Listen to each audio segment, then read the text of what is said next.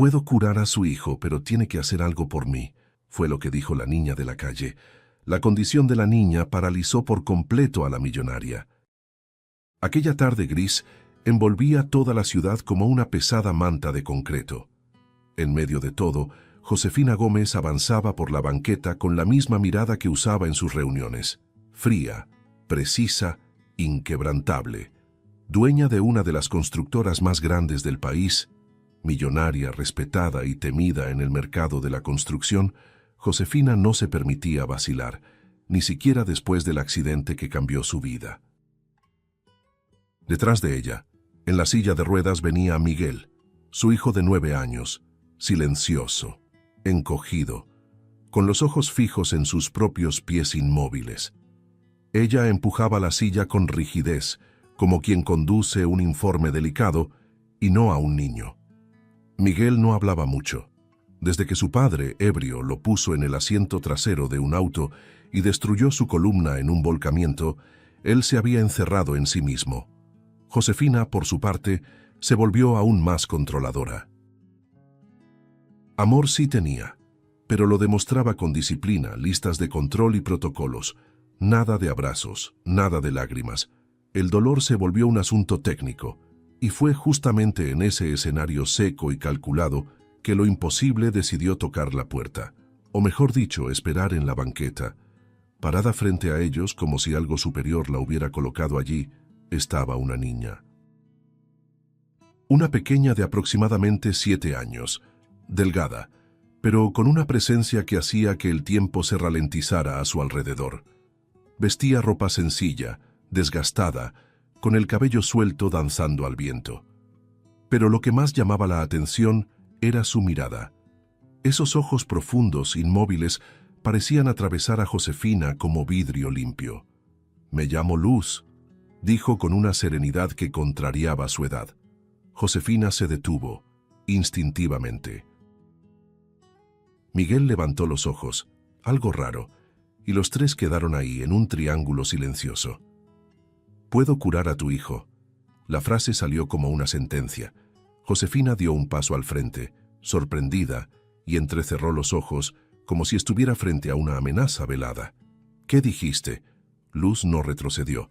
«Puedo curarlo, hacer que camine otra vez, pero hay una condición». Eso hizo que Josefina casi soltara una risa, no de humor, sino de incredulidad. «¿Qué condición?» Luz bajó un poco el tono, pero mantuvo la firmeza. «Te lo diré solo cuando él esté caminando». La mujer frunció el ceño, irritada. «¿Quieres que acepte un trato sin saber qué me estás pidiendo?» Luz no dudó. Dio un paso al frente y lanzó una pregunta que fue como una flecha clavándose en la armadura de Josefina. «¿De verdad quieres ver a tu hijo caminar?» El aire a su alrededor parecía más denso de repente. Josefina no respondió de inmediato. Su mandíbula temblaba discretamente, el corazón acelerado en una frecuencia que ya no conocía. Miró a Miguel, luego a Luz. «Sí, quiero». La niña simplemente asintió con una leve sonrisa, casi triste. «Entonces está hecho», dijo la niña. El acuerdo, aunque sin papel, estaba sellado. Algo invisible y definitivo pasaba a existir entre ellas. Miguel miró a la niña con desconfianza, pero había algo en ella que mantenía su atención. «¿Vas a curarme aquí?», preguntó en voz baja. Luz se volvió hacia él con delicadeza. «No, será mejor en tu casa. Él necesita comodidad», dijo, señalando ligeramente la silla de ruedas. Josefina dudó. «¿En mi mansión? ¿Quieres ir allá?». La niña asintió tranquila. «Sí, es donde él se siente más seguro y donde puedo empezar». La empresaria respiró hondo con el rostro serio, pero finalmente aceptó con un gesto. Ya empezaba a abrir su bolso para sacar una tarjeta y anotar la dirección, pero fue interrumpida.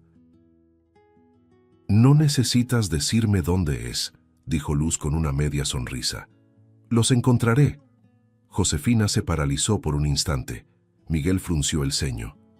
«¿Cómo sabrás dónde vivimos?», susurró. Luz solo lo miró a él, luego a su madre. Siempre lo sabemos.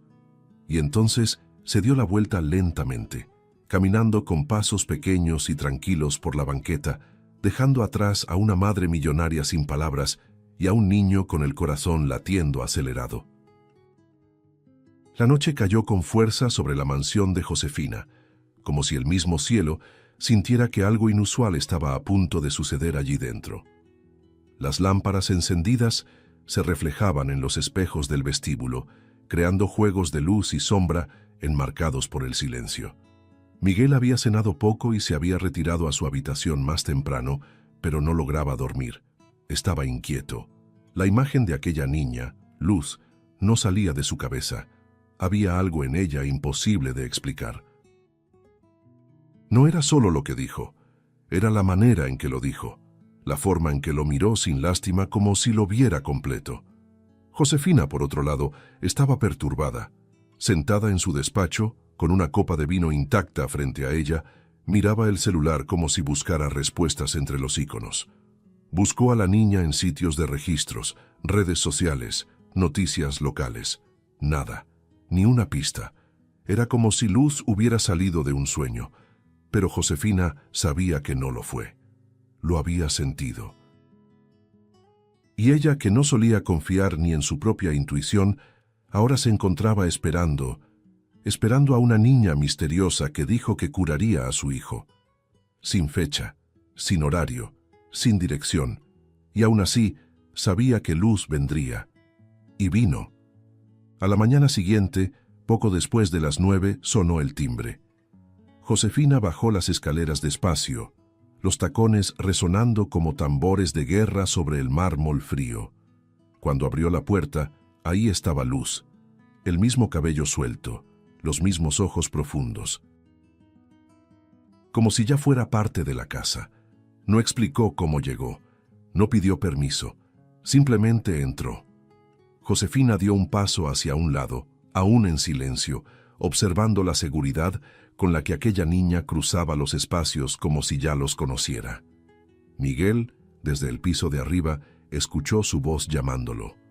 «Hola, Miguel, ¿puedo subir?» El niño dudó unos segundos antes de responder. «Puedes». Su voz salió entrecortada. Y entonces ella subió, sin prisa, sin miedo, cargando consigo un aire que parecía purificar los pasillos de la casa. Josefina la acompañó, pero se quedó fuera del cuarto, observando desde la puerta entreabierta. La habitación de Miguel era impecable, decorada con muebles caros y juguetes que ya no usaba. Luz no comentó nada. Se sentó en la alfombra frente a él y sonrió. «Vamos a empezar despacio. ¿Está bien?» Miguel la miró con desconfianza, pero asintió. «Está bien. ¿Qué vas a hacer?» «Solo te voy a ayudar a recordar que tu cuerpo todavía está ahí», dijo ella, tomando sus manos y apoyándolas suavemente sobre sus propias rodillas. «Cierra los ojos, solo escucha mi voz». Luego tocó puntos específicos detrás de la nuca, presionó los hombros con delicadeza y sostuvo por unos segundos la base de la columna. Sus dedos eran ligeros, pero decididos, como si supieran exactamente dónde tocar. Miguel frunció el ceño. «Siento un hormigueo. Aquí», dijo señalando con esfuerzo la cadera. «Perfecto», respondió Luz, sonriendo. «Es tu cuerpo respondiendo. Aún se acuerda de ti». Las siguientes sesiones continuaron a diario. Luz llegaba siempre a la misma hora, se sentaba en el suelo, conversaba con Miguel sobre cosas banales, juegos, sueños, incluso sobre nubes. «Esa parece un dragón dormido», dijo una vez, señalando por la ventana. Miguel se rió. «Estás loca». Y ella respondió, «Es que a veces, para sanar, uno tiene que imaginar lo que parece imposible». Al mismo tiempo, sus toques seguían un patrón extraño. Pies, detrás de las rodillas, clavícula. Una vez, ella pidió, «Intenta mover el dedo gordo del pie». Miguel respondió, «Ya lo intenté 1000 veces». Ella insistió, «Inténtalo solo una vez más». Y él lo intentó, y el dedo se movió. Casi imperceptiblemente, pero lo suficiente para que Miguel abriera los ojos con asombro y dejara escapar el aire. Luz simplemente sonrió, como si ya lo esperara. El fisioterapeuta, que llevaba meses sin ningún progreso, quedó pasmado al ver los resultados. «No tiene sentido clínico», dijo perplejo. Josefina solo asintió, fingiendo no saber lo que pasaba. Pero por dentro ardía. Toda su lógica de años, todo el mundo racional que había construido, ahora temblaba ante una niña desconocida que operaba con toques, sonrisas y palabras simples. Y aún así, ella no dejaba de volver, siempre a la misma hora. Siempre del mismo modo. Y algo le decía que el momento más importante aún estaba por llegar. Era una mañana dorada, de esas en las que hasta el aire parece más ligero. El cielo estaba despejado, las hojas danzaban con el viento y una luz suave invadía el cuarto de Miguel a través de la cortina blanca entreabierta. Luz ya estaba ahí. Había llegado temprano como siempre, sin avisar, como si el universo abriera un camino invisible solo para ella. Miguel estaba sentado en la cama, con los pies apoyados sobre la alfombra. «Hoy siento algo raro, como si mis piernas quisieran levantarse solas», dijo con una mirada que mezclaba miedo y esperanza. Luz asintió, serena. Quizás sea porque al fin recuerdan que nacieron para caminar. Josefina observaba desde la puerta, como los otros días, pero había algo diferente en ella esa mañana. Sus brazos estaban cruzados, pero no en defensa, sino en contención. Era como si intentara contener un mar entero de emociones que venían creciendo desde el primer toque de aquella niña. «¿Tú crees que él está cerca?», preguntó, sin poder apartar los ojos de su hijo. Luz se volvió y respondió con una sonrisa sutil. «Él ya está». Miguel respiró hondo, miró a Luz, luego a su madre. «¿Y si me caigo?». «Te levantamos», dijo Luz, como si fuera la cosa más obvia del mundo. Se acercó y se arrodilló frente a él. Tocó suavemente las rodillas del niño y susurró algo que Josefina no alcanzó a oír. Miguel cerró los ojos por un momento. Cuando los abrió, parecía diferente. Había vida ahí, una llama que ella no veía desde el accidente.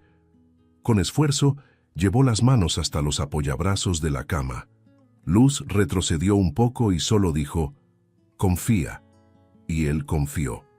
Echó los hombros hacia adelante, apoyó los pies con más firmeza, y entonces, con el cuerpo temblando, se levantó. Primero las rodillas, luego el torso. Hasta que quedó de pie. Josefina llevó la mano a la boca, el corazón acelerado, los ojos muy abiertos. El tiempo se detuvo.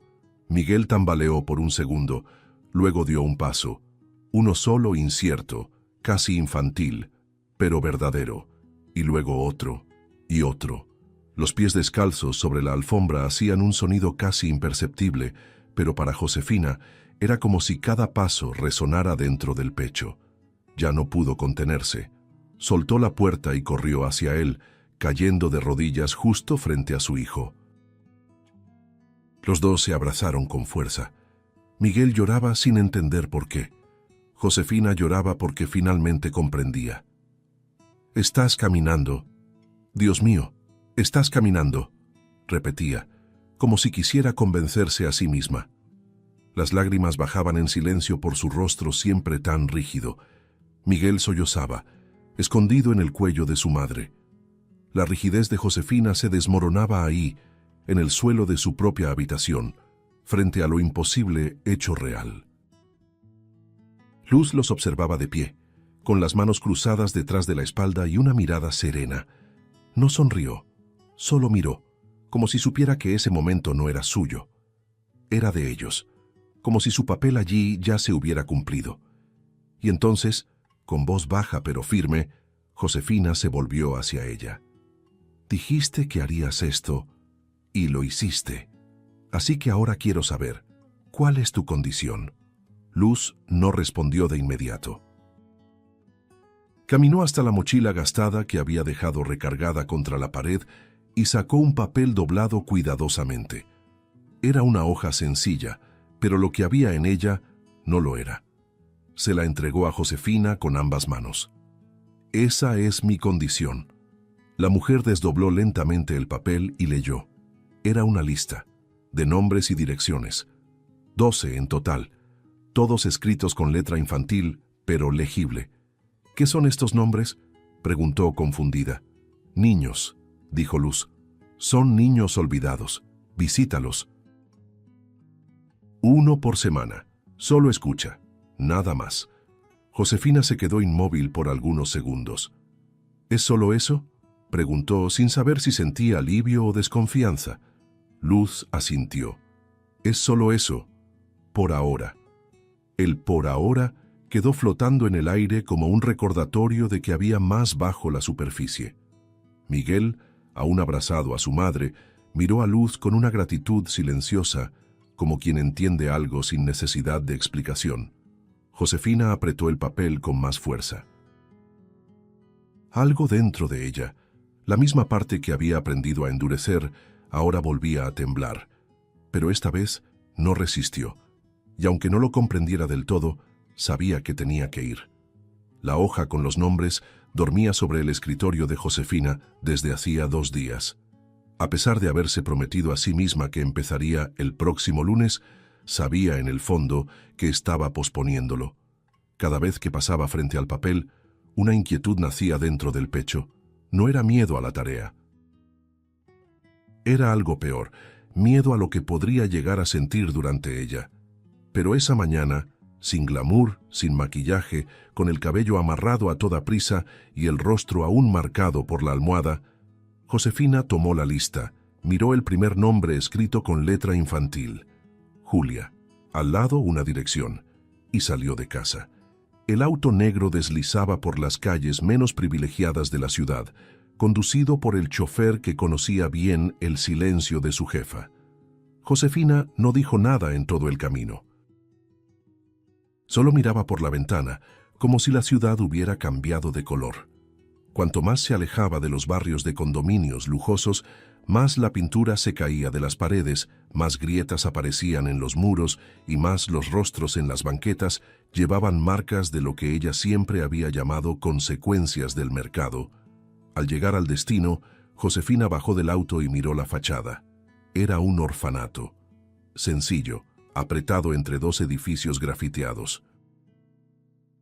Un letrero de madera con letras medio borradas decía «Hogar Esperanza». Josefina descendió despacio, sosteniendo el bolso con más fuerza de la necesaria.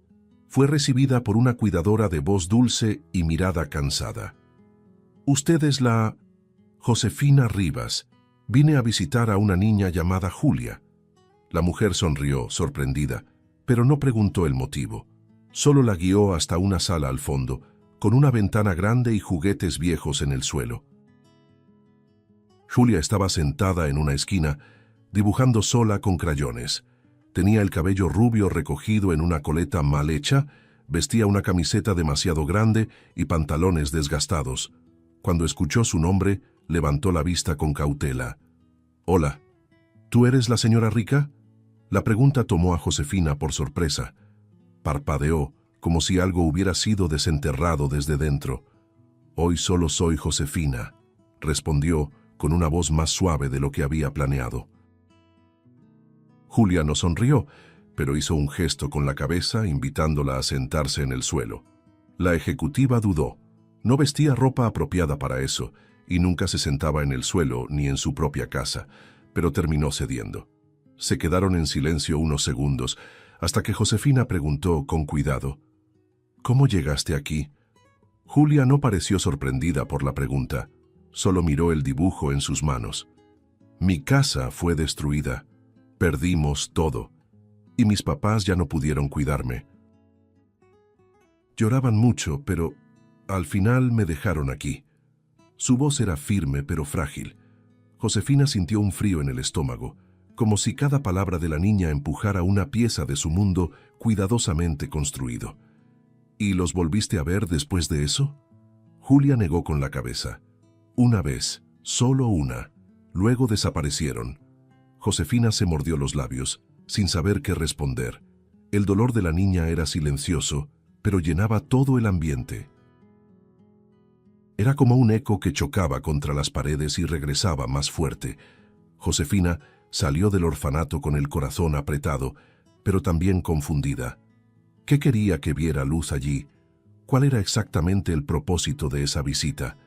El dolor era real, sí, cortante incluso, pero aún así, no comprendía del todo la razón de estar allí, solo escuchando.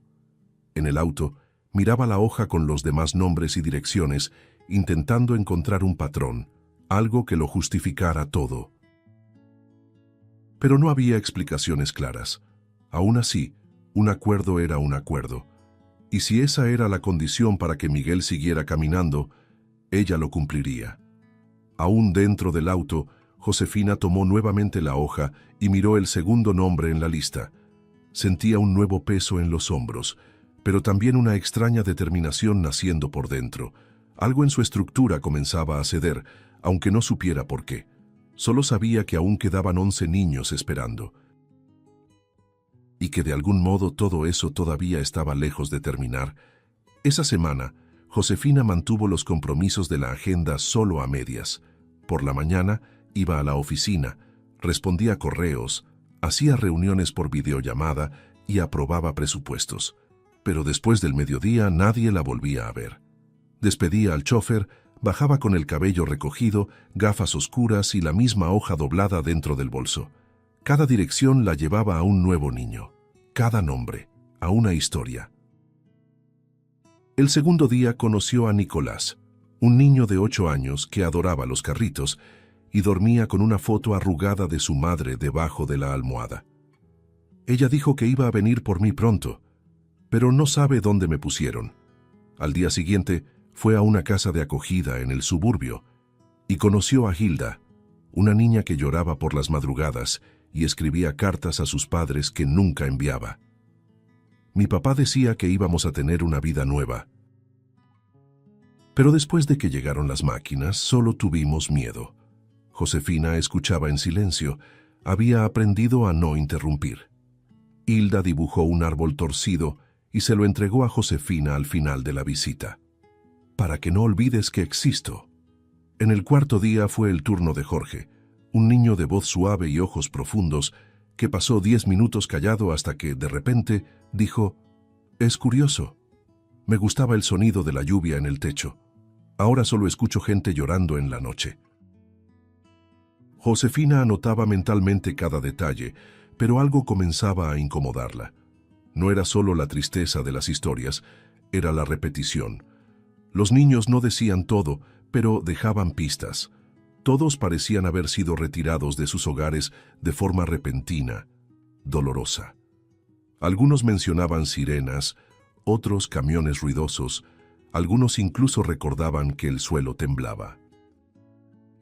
En el quinto día, Josefina llegó a un albergue más alejado y pidió ver a Tomás, un niño de 7 años que estaba al inicio de la lista. Tenía el cabello rizado, la piel marcada por cicatrices leves y una mirada desconfiada que no bajaba por nada. Se sentaron en el patio trasero, cerca de un tendedero con sábanas de colores ondeando al viento. Josefina lo miraba mientras él hacía pequeños dibujos con un palo en la tierra. «¿Recuerdas tu casa, Tomás?». Él asintió, dibujando un sol con el dedo. «Era chiquita, pero sembrábamos cosas en el patio». «¿Y qué pasó?». Él se detuvo, su dedo se congeló, la boca tembló antes de formar palabras. Se cayó. Había una excavadora, había una bandera azul en el camión. Nos dijeron que saliéramos. Mi papá lloró. Dijo que era por culpa de la constructora. Josefina se inclinó hacia adelante. «¿Qué constructora?». Tomás no dudó. Era la constructora Gómez. El mundo se congeló. Josefina sintió que la cabeza le daba vueltas y que el aire se le iba de los pulmones. Por un segundo pensó que iba a desmayarse. La garganta se le secó. Constructora Gómez, su imperio, su apellido oculto en la desgracia de cientos de familias, el nombre de su padre, quien fundó la empresa. Era ella. Era su firma la que autorizaba las órdenes de demolición. Era su pluma la que sellaba los contratos con el ayuntamiento. Era su frialdad la que ordenaba remover familias para dar paso al progreso. La imagen de Miguel dando sus primeros pasos vino a su mente, y ahora parecía una bendición manchada de sangre. Se levantó sin decir nada y fue al baño más cercano. Cerró la puerta con llave y se miró en el espejo. Su rostro estaba pálido, los ojos abiertos de par en par, el sudor resbalando por las sienes. «Fui yo», susurró. Las palabras la golpearon como un puñetazo. «Fui yo quien les quitó todo». Se sentó en el borde del lavabo, respirando con dificultad. Durante todos esos años, había tratado los desalojos como un número en una hoja de cálculo. ¿Cuántas familias removidas? ¿100? ¿200? Eso nunca importaba. Mientras el proyecto saliera a tiempo. Mientras los accionistas sonrieran en las reuniones trimestrales. Y ahora, cada número tenía un nombre, un rostro, un niño. Volvió al coche temblando, sin decir una palabra. El chofer no hizo preguntas, tal vez por respeto, tal vez por miedo. Josefina mantuvo los ojos fijos en el cristal, pero no veía la calle. Estaba inmersa en otra realidad. La culpa era un veneno lento, pero ahora corría por dentro como un incendio. Las historias de los niños ya no eran historias, eran espejos. Cada dolor que escuchó era una parte de ella que sangraba sin saberlo. Y de repente, esa lista que Luz le había entregado ya no parecía una condición de cura. Parecía un juicio, uno que tendría que enfrentar con sus propios ojos y oídos hasta el final. Esa mañana, Josefina se levantó antes de que saliera el sol. Caminó por los pasillos silenciosos de la mansión, como quien atraviesa un campo de ruinas. El piso de mármol, el candelabro centenario, los cuadros costosos, nada de eso tenía ya sentido. Su mundo había cambiado. Con cada nombre visitado de la lista, un ladrillo de su estructura interna se venía abajo. Pero al escuchar el nombre de Constructora Gómez salir de la boca de un niño herido, como una cicatriz aún abierta, Josefina entendió. No se trataba solo de arrepentimiento. Era momento de actuar, de mirar a los ojos a las personas que, hasta entonces, solo existían en columnas de costos. El espejo reflejaba un rostro exhausto, pero decidido. Se vistió con sencillez, sin maquillaje, sin accesorios. Bajó al garaje sin llamar a nadie. Condujo sola hasta la sede de Gómez, el edificio que ella misma había inaugurado años atrás, con pompa, flashes y discurso ensayado. En aquella época se sentía invencible. Ahora, cada paso hasta el elevador era como cargar el peso de todas las historias que escuchó y todas las que ignoró. Al entrar al edificio, las miradas la siguieron. Era raro verla allí sin su postura impecable habitual, pero no desvió la mirada. Ya no. En el último piso, la sala de juntas estaba llena.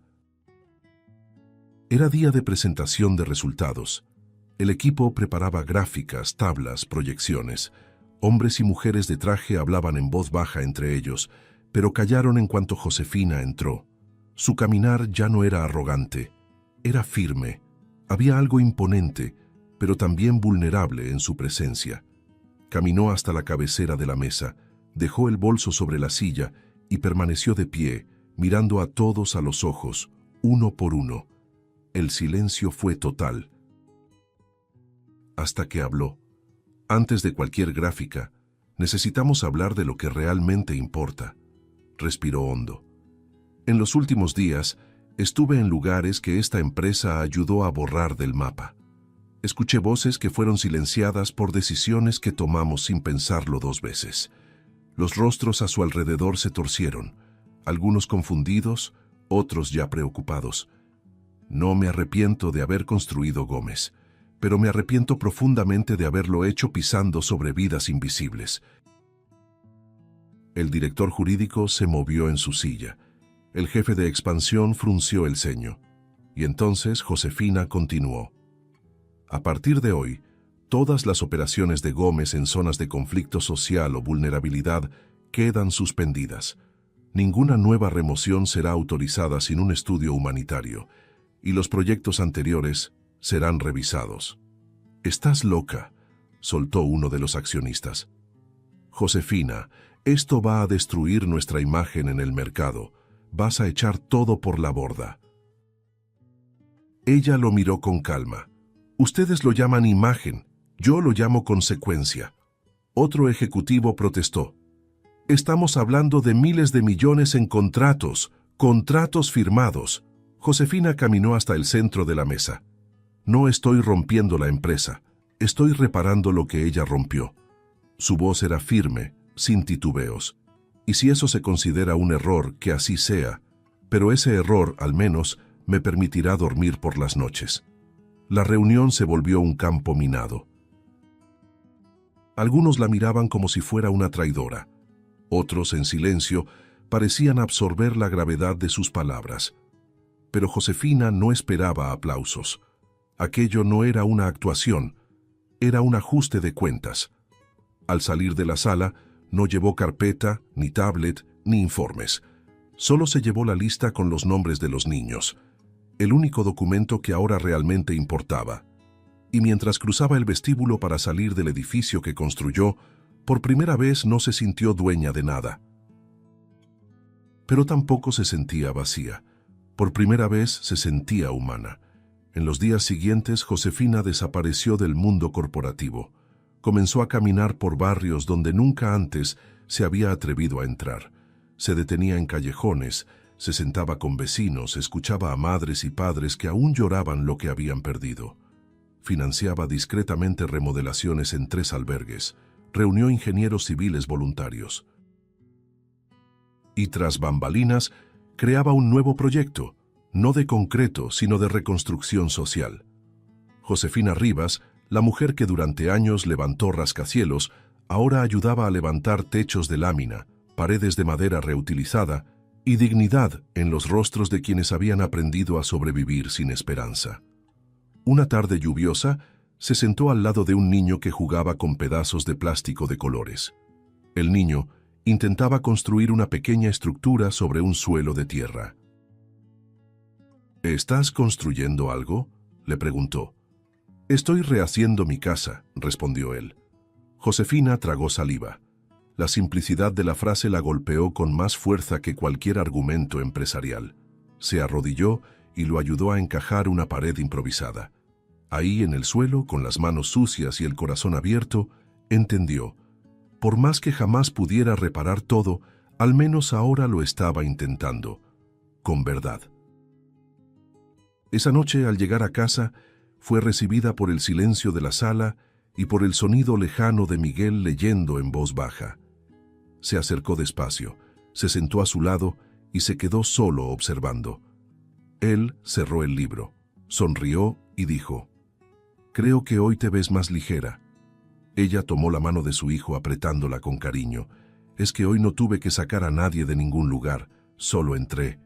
Miguel frunció el ceño, sin entender del todo, pero sonrió igual. Josefina recostó la cabeza en su hombro. Por primera vez en mucho tiempo, sentía que volvía a casa, dentro de sí misma. La hoja que antes era solo una condición, ahora parecía cargada de significado. Solo quedaba un nombre, el último. Josefina se sentó en la mesa de la cocina con una taza de té entre las manos. Sus dedos recorrieron lentamente el papel ya arrugado por los días. Cada letra escrita ahí parecía viva, como si latiera. Pasó los ojos por todos los nombres. Cada uno la había transformado de una manera distinta. Y entonces, al final, leyó: Luz Fuentes. Por un momento su corazón latió más fuerte.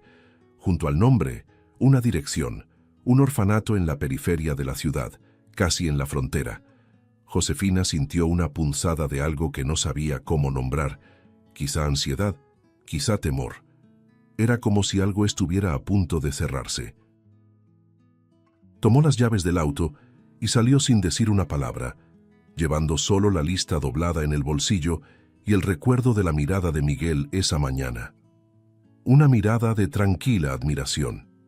Durante el trayecto, el cielo se fue nublando, como si el mismo clima quisiera enmarcar lo que estaba por venir. Al llegar al lugar indicado, detuvo el coche frente a un portón de hierro oxidado. Un letrero discreto, con pintura descascarada, decía «Refugio Santovías». El portón estaba entreabierto. Josefina lo empujó suavemente y entró. En el patio, algunos niños jugaban con pedazos de gis de colores sobre el piso agrietado. El ambiente era sencillo, pero acogedor. Una coordinadora se acercó sonriendo, limpiándose las manos en el delantal. ¿Puedo ayudarla? Josefina dudó. Yo estoy buscando a una niña. Su nombre es Luz Fuentes. Me gustaría saber si aún vive aquí. La mujer se detuvo. Por un instante, su sonrisa se desvaneció. Se acomodó el cabello con un gesto nervioso y respondió con calma. «Acompáñeme». Atravesaron un pasillo largo, donde fotos enmarcadas cubrían una pared de yeso desgastado. Eran imágenes de niños, algunos sonriendo, otros serios, un pequeño memorial a la infancia perdida y reencontrada ahí dentro. La coordinadora se detuvo frente a un Nicolás, tocó el vidrio con cariño y dijo, «Esta es Luz Fuentes». Josefina se acercó despacio, el sonido de sus propios pasos resonando demasiado fuerte en el corredor silencioso. Era ella, los mismos ojos, el mismo cabello, la misma serenidad en el rostro, pero la fotografía estaba levemente descolorida y debajo de ella una pequeña placa decía Luz Fuentes, nacida en 2007, fallecida en 2014.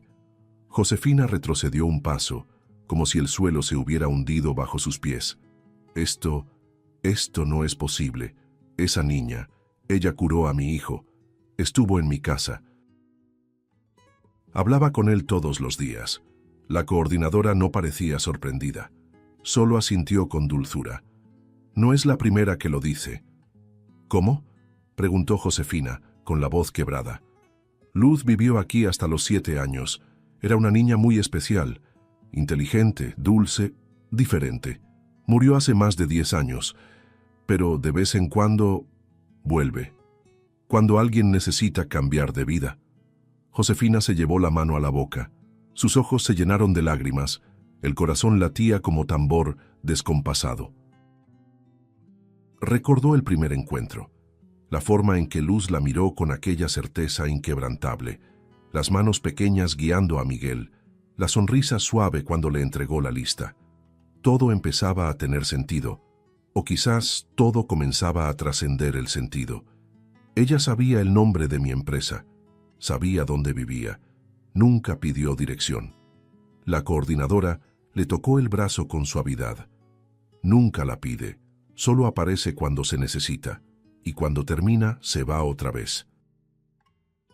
Josefina permaneció ahí por largos minutos, sin hablar, sin moverse, solo mirando el retrato de Luz, como si esperara que ella saliera de ahí una vez más.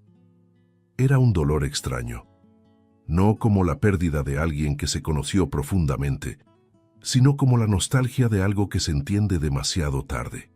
Una nostalgia que mezcla gratitud, arrepentimiento y una reverencia silenciosa. Luz no era solo una niña, era un recordatorio, un soplo de algo más grande. Y en ese momento, Josefina sintió que un nudo se deshacía dentro del pecho. Ya no estaba atrapada. Ahora lo comprendía. Al salir del orfanato, el cielo se había abierto entre las nubes. El sol tocaba suavemente su rostro, como si la estuviera recibiendo de vuelta. Josefina caminaba despacio, sintiendo cada paso, cada piedra bajo los pies. Ya no era la misma mujer que había entrado ahí. Había algo sagrado en ese silencio, como si el mundo a su alrededor estuviera en pausa, solo para que pudiera escuchar lo que necesitaba ser escuchado. Luz se había ido, sí, pero su presencia ahora era eterna. Estaba en cada paso de Miguel, en cada niño escuchado, en cada vida que Josefina tocaría desde ese momento. Josefina comprendió, no con la mente, sino con el corazón. Luz no apareció solo para curar el cuerpo de Miguel. Ella vino para tocar la parte olvidada de la mujer que, Durante años, se había vestido de concreto y se protegía detrás de contratos. El milagro no fue solo físico, fue ético, espiritual, existencial. Al salir de aquel orfanato, Josefina llevaba algo nuevo en los ojos, una luz que no venía de fuera sino de dentro. Y al llegar a casa esa noche, antes siquiera de quitarse los zapatos, llamó a su abogado. «Quiero abrir una nueva rama social, con urgencia, nada institucional, quiero que funcione». De verdad. En los días que siguieron, Josefina se sumergió en algo que nunca había hecho antes: construir para sanar. Reunió ingenieros, arquitectos, trabajadores sociales. Convocó especialistas en vivienda popular, urbanistas, terapeutas comunitarios. Creó una iniciativa llamada Proyecto Raíz, con una misión simple y poderosa: devolver hogares a quienes les habían arrancado sus raíces. Pero fue más allá. Creó una política de financiamiento accesible para familias de bajos recursos, donde la entrada era simbólica y la burocracia mínima. Por primera vez, Gómez, ahora bajo su nuevo liderazgo moral, no levantaría torres para los ricos, sino que reconstruiría hogares para los olvidados. Visitaba los sitios de obra todos los días, pisaba la tierra con sus propios pies, conversaba con las familias, ayudaba a cargar materiales, abrazaba niños como quien recupera partes perdidas de sí misma. Ya no había tacones altos ni choferes a disposición, solo la mujer en esencia, finalmente libre de su propia armadura. Una tarde, vio a Nicolás corriendo entre las columnas de una casa aún sin ventanas, gritando: «¡Este cuarto va a ser mío!». Y Josefina sonrió, porque ahora sabía que cada ladrillo ahí tenía un nombre, cada pared, una historia, cada techo, un nuevo comienzo. Miguel la acompañaba siempre que podía, aún caminando con cierta lentitud, pero con firmeza. Ayudaba como podía, pintando pequeños muros, sosteniendo reglas para los albañiles, escuchando las historias de otros niños. Josefina se dio cuenta de que, mientras ella se reconstruía por dentro, Miguel florecía por fuera. Un día, mientras observaban el atardecer acostado sobre un césped improvisado, él dijo: «¿Sabes qué es lo que más me gusta, mamá? Que ahora miras a las personas diferente. Antes parecía que mirabas números». Josefina guardó silencio. Luego solo lo abrazó con fuerza, los ojos llenos de lágrimas silenciosas. El nombre de Luz volvió a ser mencionado por otras familias, por niños en lugares distintos. Algunos decían haberla visto en sueños, otros afirmaban haber sentido su presencia en los días más difíciles.